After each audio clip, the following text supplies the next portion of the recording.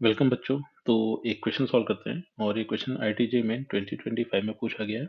Question की statement है the sum of the coefficients of x to the power 2/3 and x power minus 2/5 in the binomial expansion of x power 2/3 plus 1/2 times x power minus 2/5 whole to the power 9 is. तो सबसे पहला काम तो ये कर लेते हैं कि इस क्वेश्चन में गिवन बाइनोमियल एक्सपेंशन का जनरल टर्म लिख लेते हैं। तो जनरल टर्म मिला t r plus 1 that will be 9 cr फिर x to the power 2/3 power 9 minus r and 1/2 x to the power minus 2/5 to the power r। तो अब इसको फर्दर सिंप्लीफाई करते हैं और x की कलेक्टिव पावर्स को एक साथ रखते हैं। तो यहाँ से रिजल्ट मिला 9 cr x to the power 9 minus r times 2/3 और फिर यहाँ से मिल जाएगा -2r/5 और फिर 1/2 टू द पावर r इसको अलग कर लिया।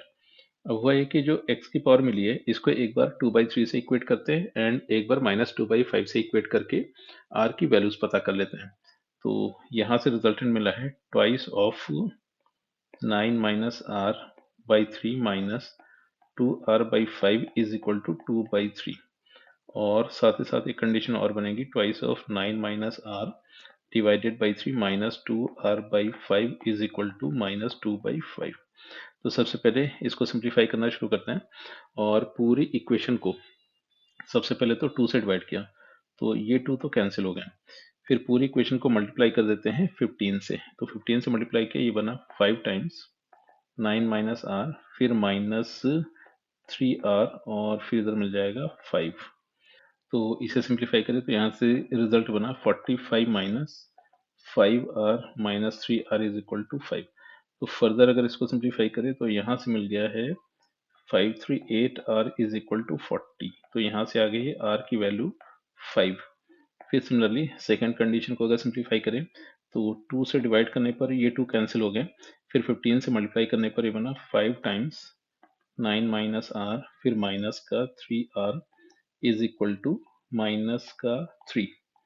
तो फर्दर अगर इसको सिंप्लीफाई करें तो यहाँ से रिजल्ट बन जाएगा 45 minus 5r minus 3r is equal to -3। तो फर्दर अगर इसको सिंप्लीफाई करें तो यहाँ से मिल गया 8r इज इक्वल टू 48 और यहाँ से r की वैल्यू मिल गई है 6। तो इस तरह से r की वैल्यूज मिली है 5 एंड 6। तो अब अपने को करना ये था कि ये जो टर्म्स दिए गए थे इनके कोफिशिएंट का सम अपने को इवेलुएट करना है।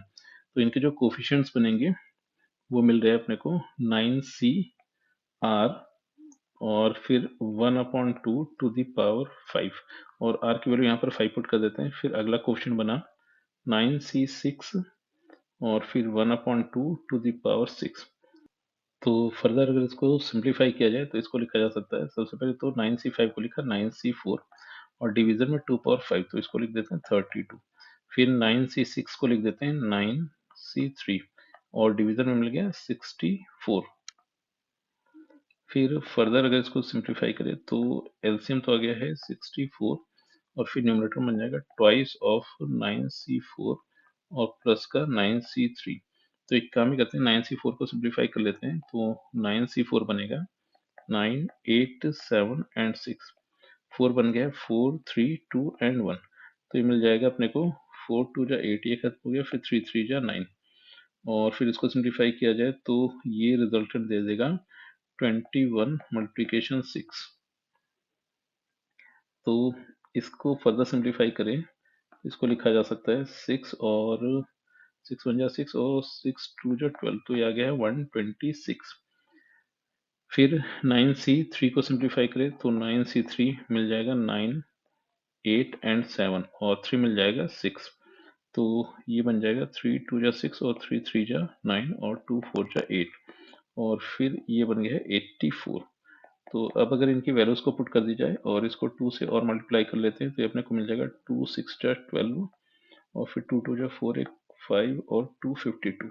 तो ये सिंप्लीफाई होकर बना 252 प्लस 84 एंड डिवीजन में आ गया 64। तो फर्दर अगर इसको सिंप्लीफाई किया जाए तो रिजल्टेंट मिलेगा 4 2 6 और 8 5 13 और 2 3। तो डिवीजन में आ गया 64। एक काम ही कर लेते हैं कि इसको डिवाइड कर देते हैं 16 से। तो 16 से अगर डिवाइड किया जाए तो ये मिल जाएगा 16 2 जा 32 एंड 16 1 जा 16 और 16 4 जा 64। तो ये सिंप्लीफाई कर बना है 21/4।